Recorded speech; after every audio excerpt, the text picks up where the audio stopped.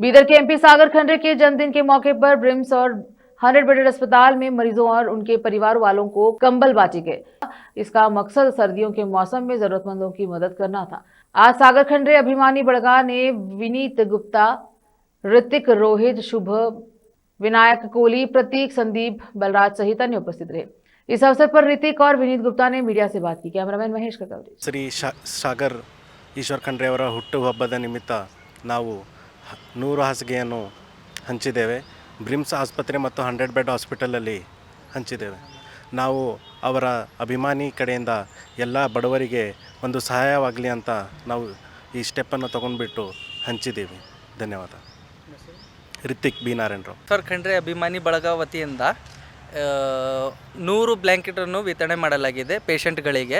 ಬ್ರಿಮ್ಸು ಮತ್ತು 100 ಬೆಡ್ ಆಸ್ಪತ್ರೆಯಲ್ಲಿ ಎಲ್ಲ ಗರೀಬರುಗಳಿಗೆ ವಿತರಣೆ ಮಾಡಲಾಗಿದೆ.